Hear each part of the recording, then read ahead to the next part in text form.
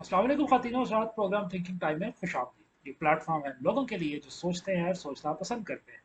ख़ातिनों और हज़रात, आज एक नई एपिसोड के साथ आपके सामने आए हैं और आज हम जिस इशू पे बात करेंगे वो है Commonwealth report on rigging of election in Pakistan 2024। यानी जो इलेक्शन 2024 में कंडक्ट हुआ उसके ऊपर कॉमनवेल्थ ने एक रिपोर्ट इशू की है जो 161 पेजेस की है, जिसके ऊपर उन्होंने कुछ ऑब्जर्वेशंस दी हैं कि पाकिस्तान का इलेक्शन जो प्री इलेक्शन सिनारियो था, एट इलेक्शन डे क्या सिनारियो था और पोस्ट इलेक्शन क्या सिनारियो बना, वो प्रॉपर उसके ऊपर कोई एक कुछ उन्होंने अपनी फाइंडिंग्स, अपनी ऑब्जर्वेशंस डॉक्यूमेंट करके प्लेस की हैं, जो कि अब पब्लिश हुई हैं। इस रिपोर्ट का नाम है report of Commonwealth observer group on Pakistan February election 2024। तो इसकी कुछ ऑब्जर्वेशंस उन्होंने हमारे सामने रखी हैं। 161 पेजेस का एक पूरा डॉक्यूमेंट है जिसके ऊपर ये सारे, जिसके अंदर तमाम ऑब्जर्वेशंस, रिकमेंडेशंस और सारी चीज़ें इलेक्शंस के हवाले से उन्होंने इसको डॉक्यूमेंट किया है। तो पहली ऑब्जर्वेशन वो कहती है कि uneven playing field limiting one party's ability to compete और कम्पीट फेयरली। तो पहला जो ऑब्जर्वेशन उन्होंने पाकिस्तान के जनरल इलेक्शन के ऊपर दिया है वो ये है कि जो पाकिस्तान में इलेक्शंस कंडक्ट हुए हैं उसमें तमाम पॉलिटिकल पार्टीज को लेवल प्लेइंग फील्ड नहीं दी गई, और स्पेशली एक पार्टी को कट टू साइज किया गया और बाकी सारी पार्टीज के हवाले से एक डिफरेंट ऑब्जर्वेशन थी या डिफरेंट माहौल था। और एक पॉलिटिकल पार्टी स्पेशली पीटीआई यानी पाकिस्तान तहरीक इंसाफ के हवाले से उन्होंने कहा कि इसको फेयर ग्राउंड नहीं मिला इलेक्शन कम्पीट करने के लिए। उनमें जो उन्होंने ऑब्जर्वेशन नंबर वन दी है कि उन्होंने क्या है कि जो की इंस्टीट्यूशंस थे उन्होंने कुछ डिसीजंस ऐसे लिए जो एक पार्टी के ही खिलाफ थे, और जो प्रॉप इलेक्शन का हवाले से कुछ जो प्रोग्राम्स हुए या कुछ की पार्टी इंस्टीट्यूशंस के जो फैसले थे उनमें ये क्लियर कट रिफ्लेक्शन आई कि किस तरीके से एक पार्टी को बिल्कुल इलेक्शन से आउट करने की कोशिश की गई या एक पार्टी को विक्टिमाइज किया गया, और कोशिश ये की गई कि इस पार्टी को लेवल प्लेइंग फील्ड ना दी जाए। जिसमें उन्होंने पहला ही कहा कि जो पीटीआई को इलेक्शन सिंबल नहीं दिया गया, यानी जो 13 जनवरी 2024 को सुप्रीम कोर्ट का जो लार्ज थ्री मेंबर बेंच ने फैसला दिया, जिसमें एक पार्टी को, क्योंकि उन्होंने इलेक्शन नहीं करवाए थे with in party inter party elections नहीं करवाए थे, इसलिए उनको इलेक्शन सिंबल डिनाई किया गया। ये एक गलत फैसला था। दूसरा उन्होंने कहा कि इमरान खान की कैंडिडेसी के हवाले से जो उनको नाअहल डिक्लेयर किया गया इलेक्शन से कुछ अरसा पहले, तो ये इससे ये तासुर दिया गया कि पीटीआई को शायद इलेक्शन के अंदर विक्टिमाइज किया गया और पीटीआई को लेवल प्लेइंग फील्ड नहीं दी गई। दूसरा उन्होंने कहा कि नवाज शरीफ साहब का इलेक्शन जो बैन था यानी डिसक्वालीफाई थे, उनको क्वालिफाई किया गया और उनको इलेक्शन लड़ने की इजाज़त दी गई। यानी एक पूरे सिस्टम का, यानी इलेक्शन कमीशन का और जो दूसरे इंस्टीट्यूशन थे जो इलेक्शन के हवाले से डिसीजन मेकिंग कर रहे थे, उनका एक जो बेंट ऑफ माइंड था वो एक सियासतदान के या पॉलिटिशियन के या पॉलिटिकल पार्टी के हक में था और दूसरी पॉलिटिकल पार्टी के खिलाफ था। दूसरा उन्होंने at the day of election में जो सेकंड बात की है उनके transparency and result reporting forms irregularities, यानी जो इलेक्शन के रिजल्ट कंपाइल हुए, इलेक्शन जो कंडक्ट हुआ उसके जो रिजल्ट फाइनलाइज हुए, उनके जो फॉर्म्स में मैसिव किस्म की डिस्क्रिपेंसीज और इरेगुलरिटीज पाई गई, जिसमें उन्होंने फॉर्म 45, 46 और 47 के अंदर जो एक मैसिव किस्म की इरेगुलरिटी थी जो टेम्पर्ड विद रिकॉर्ड था, उसके हवाले से उन्होंने अपनी ऑब्जर्वेशन दी है। और जो उन्होंने कहा है कि इलेक्शंस में रिटर्निंग ऑफिसर्स के, पोलिंग एजेंट्स के और प्रिजाइडिंग ऑफिसर्स के, तीनों के जो रिजल्ट्स थे वो डिफरेंट थे एक दूसरे से, यानी तीनों के रिजल्ट्स टेम्पर विद थे या किसी एक के रिजल्ट टेम्पर विद थे। फिर उन्होंने कहा जो रिजल्ट बनाए गए वो मैनुअल बनाए गए, लैक ऑफ डिजिटल ट्रांसमिशन थी, यानी जो रिजल्ट कंपाइल करके रिजल्ट ट्रांसमिट करना था। यानी मैं आपको थोड़ा सा प्रोसेस समझा दूं कि जब इलेक्शन कंडक्ट होता है तो इलेक्शन के जो बूथ होता है जहाँ पे वोट कास्ट किया जाता है, वहाँ से वोट कास्ट करने के बाद जब पोलिंग खत्म होती है तो वोट काउंटिंग होती है। वोट काउंटिंग जो होती है वो पॉलिटिकल एजेंट्स के सामने, यानी तमाम पार्टी जो पार्टी इलेक्शन कंडक्ट कर रही होती है, इलेक्शन कंटेस्ट कर रही होती है, उनके तमाम के पोलिंग एजेंट्स जो होते हैं वहाँ पर मौजूद होते हैं, और उनके सामने जो प्रिजाइडिंग ऑफिसर होता है उस पोलिंग बूथ, वो उस पोलिंग में जितने वोट कास्ट हुए होते हैं उनको काउंट करता है और सारी counting count of vote final करके वो ट्रांसमिट भेज देता है आगे रिटर्निंग ऑफिसर को to the finalization of result. इस इलेक्शन के अंदर जो प्रिजाइडिंग ऑफिसर के फॉर्म था उसको फॉर्म 45 कहा गया, जिसको जो पोलिंग एजेंट्स को दिए जाते थे, और जो रिजल्ट्स रिटर्निंग ऑफिसर फाइनल कर रहे थे, जो फाइनल रिजल्ट होता है यानी जिसके ऊपर डेक्लेरेशन ऑफ विक्ट्री होती है कि कौन सा कैंडिडेट जीता है कौन सा हारा है, उसको फॉर्म 47 कहा गया था इस रिजल्ट, इस इलेक्शन के अंदर। तो वो फॉर्म 47 प्रिजाइडिंग ऑफिसर ने फॉर्म 45 बना के जो रिटर्निंग ऑफिसर को भेजा, एक तो वो मैनुअल तरीके से भेजा, उसकी जो ट्रांसमिशन थी वो डिजिटाइज नहीं थी।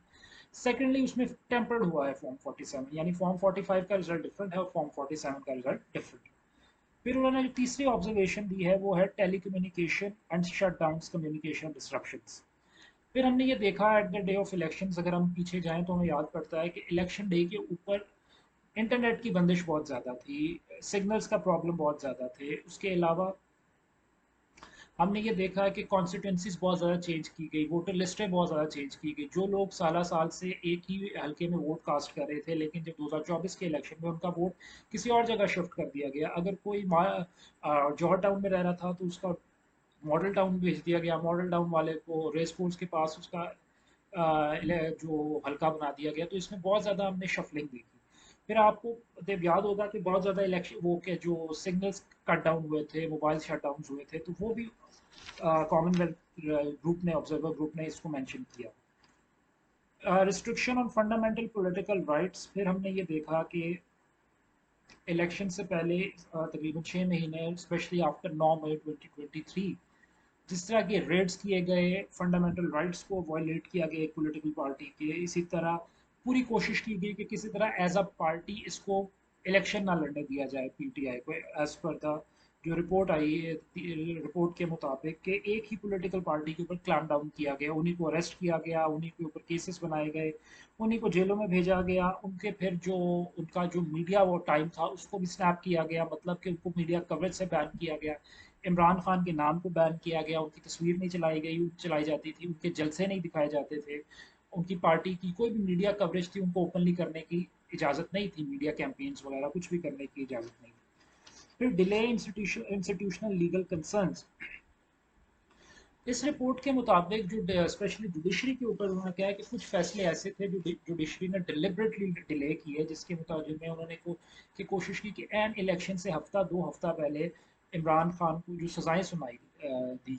दी गई, वो बिल्कुल ये था कि जान के डिले किया गया ताकि इलेक्शन के नज़दीक इनको सज़ा सुनाई दी जाए और सज़ा दी जाए, और ये माहौल बनाया जाए कि इमरान खान इस इलेक्शन में नहीं है और इमरान खान या पॉलिटिकल पार्टी जो है उनकी ऐसा वो ख़त्म हो चुकी है, लिहाजा लोग उसकी तरफ माइल ना हो और उनको वोट कास्ट मत करें। तो डिले इंस्टीट्यूशनल लीगल कंसर्न्स भी थे। फिर जुडिशरी ने जो डिसीजंस दिए गए उसके में अंदर भी एक पॉलिटिकल पार्टी को बिल्कुल दीवार से लगाया गया और उनके ऊपर ही सारा क्लैम डाउन किया गया।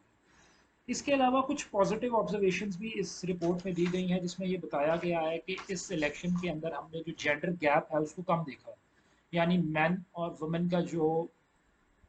वोटिंग ट्रेंड था उसको बड़ा बैलेंस करने की कोशिश की गई। ये इंश्योर किया गया कि औरतें जो है यानी वुमेन वोट जो है वो ज़्यादा से ज़्यादा कास्ट किया जा सके और ऐसा माहौल बनाया जा सके पोलिंग बूथ्स के ऊपर, एक पूरा इलेक्शन की फ़ज़ा ऐसी बनाई जा सके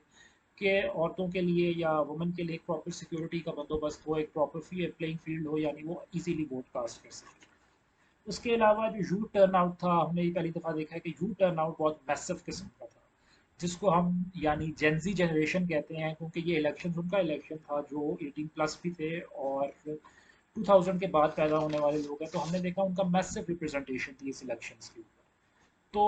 उन्होंने काफ़ी हद तक इस पर अंदर अपना रोल पार्टिसिपेट किया और हमें हर बूथ के ऊपर, मैक्सिमम बूथ्स के ऊपर बड़े शहरों के अंदर हमें यंग जनरेशन नज़र आई एज अ वोटर। इस रिपोर्ट के ऊपर जो रिस्पांस है वो इलेक्शन कमीशन ने इस पूरी रिपोर्ट को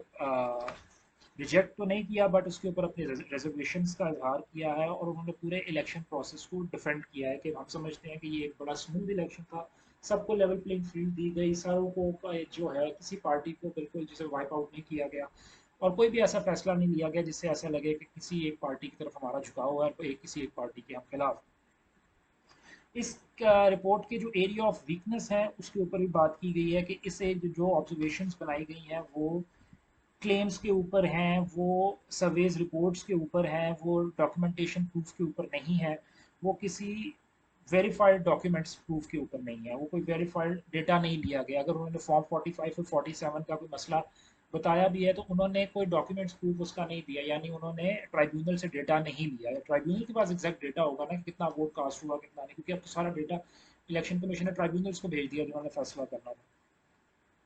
लिहाजा इसके अंदर कोई ऐसा जो उन्होंने बात की है कि ये लोगों के क्लेम्स को उन्होंने एक इन्फॉर्मेशन बना के दिया है, फिर लोगों से सर्वेस के मुताबिक पूछा है, तो कोई डॉक्यूमेंट्री एविडेंस इसका नहीं दिया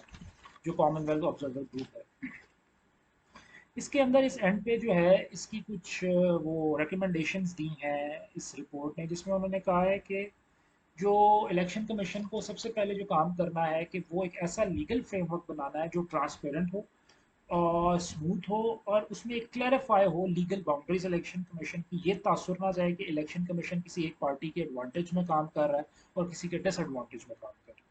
सेकंड, उन्होंने ये बात की है कि जो इलेक्शन एडमिनिस्ट्रेशन है यानी इलेक्शन का जो प्रोसेस है वो इतना ट्रांसपेरेंट हो कि एक तो वो डिजिटल हो, उसकी हर प्रोसेस को यानी प्रिंटिंग ऑफ वोटिंग लिस्टों से लेके प्रिंटिंग ऑफ बैलेट से लेके काउंटिंग ऑफ वोट और डिक्लेरेशन ऑफ रिजल्ट तक ट्रांसपेरेंसी का एक सिस्टम हो, उसका प्रॉपर वॉच हो, उसका प्रॉपर इलेक्ट्रॉनिक मैकेनिज्म हो इलेक्शन कमीशन के पास, जिससे वो सारा रिजल्ट देख सके ताकि मैनुअल टैंपरिंग ना की जा सके इस रिजल्ट को। दूसरा उन्होंने कहा कि प्रॉपर ओवरसाइट हो इनके लीगल जो है वो, इलेक्शन कमीशन पूरे प्रोसेस को ना सिर्फ ओवरसाइट दे बल्कि उसका एक प्रॉपर इसके ऊपर एक सुपरविजन हो और सारा कुछ इलेक्शन कमीशन के ट्रांसपेरेंट कंट्रोल में। सेकंड, उन्होंने थर्ड जो ऑप्शन दी है, वो थर्ड ऑब्जर्वेशन जो दी है वो है कि कम्युनिकेशन प्रोटोकॉल्स को इंश्योर किया जाए। नेक्स्ट टाइम वो कहते हैं जनरल इलेक्शन में जो शट डाउन होता है इतना बड़ा, उनके मुताबिक ये डिलिब्रेट किया जाता है ताकि लोग अपने कॉन्स्टिट्यूंसीज तक ना पहुंच सकें और वोटर टर्नआउट को डिस्करेज किया जाए, इसको मिनिमाइज करने की जरूरत है। और मीडिया फ्रीडम के ऊपर उन्होंने बहुत इंपॉर्टेंट है कि तमाम पार्टीज को, बेशक अपोजिशन की हो या गवर्नमेंट की, उनको लेवल प्लेइंग फील्ड और मीडिया के ऊपर क्लैम डाउन खत्म किया जाए। मीडिया को फ्री विल हो कि मीडिया हर पार्टी को कैंपेन करने की इजाज़त भी हो, उनकी कैंपेन को कवरेज भी मिले। तो लिहाजा इस सारी चीज़ के ऊपर गवर्नमेंट को भी उन्होंने कहा है और कहा है कि गवर्नमेंट इसके ऊपर इंश्योर करे कि नेक्स्ट इलेक्शन में हर तरह की मीडिया फ्रीडम होगी और कैंडिडेट्स अपनी कैंपेन को फ्रीली कर सकें। तो ये थी बेसिकली जो पूरी ऑब्जर्वेशन थी कॉमनवेल्थ ग्रुप की तरफ से, जो 161 पेजेस की ऑब्जर्वेशन है पाकिस्तान के इलेक्शन सिस्टम के ऊपर। और इसके ऊपर सबसे बड़ा जो एतराज़ आ रहा है कि ये जो रिजल्ट सॉरी जो पूरी रिपोर्ट बना कंपाइल करके गवर्नमेंट ऑफ पाकिस्तान के या गवर्नमेंट स्टेट को हवाले कर दी गई थी नवंबर 2024 में, तो ये अब सितंबर या अक्टूबर में जाके इसको पब्लिक क्यों किया गया है? तो इतना जो रिपोर्ट तो 2024 में आ चुकी थी, लेकिन पब्लिक होने में इतना टाइम क्यों लगा? तो ये एक बहुत ज़्यादा इसके ऊपर सिविल सोसाइटी भी, पॉलिटिकल पार्टीज भी और एनजीओज भी काफ़ी इसके ऊपर सवाल उठा रहे हैं। तो ये है आज का थिंकिंग टाइम, जिसके ऊपर हमने आपको डिटेल से बताया है कि जो ऑब्जर्वेशंस आई हैं कॉमनवेल्थ ग्रुप की, उसमें क्या क्या इलेक्शन के हवाले से बात किया गया। नेक्स्ट एपिसोड में मैं आपके सामने रखूंगा कि अगर ऑडिटर जनरल ऑफ पाकिस्तान का स्कोप को हम डिस्कस करेंगे कि अगर वो ये फैसला करता है कि हमने इलेक्शन के हवाले से कोई ऑडिट करना है तो वो क्या स्कोप होगा, जिसको सामने रखते हुए ऑडिटर जनरल कोई ऑडिट रिपोर्ट बनाता है इलेक्शंस के ऊपर। हम ये देखते हैं कि इससे पहले जितने भी इलेक्शंस हुए हैं उसमें कोई कंक्लूसिव किस्म की ऑडिट रिपोर्ट इशू नहीं हुई कभी ऑडिटर जनरल ऑफिस की तरफ से। तो वो क्या स्कोप ऑफ ऑडिट हो सकता है जिसके अंदर ऑडिट भी अपना कंट्रीब्यूट करे और बताए कि जो इलेक्शंस के अंदर फाइनेंसेस होते हैं वो कितना ट्रांसपेरेंटली यूटिलाइज होते हैं, प्रोसेस ट्रांसपेरेंट कितना था कितना नहीं था, और पूरा जो इलेक्शन का सिस्टम है वो कितना ट्रांसपेरेंट और इफेक्टिव है। इसको हम नेक्स्ट एपिसोड में डिटेल से डिस्कस करेंगे कि ऑडिटर जनरल अपना रूल कैसे परफॉर्म कर सकता है when it comes to the audit of election of Pakistan. तो ये है आज का थिंकिंग टाइम, अपने फीडबैक से आगाह कीजिएगा। अब तक के लिए इजाजत, बिकॉज इट्स थिंकिंग टाइम।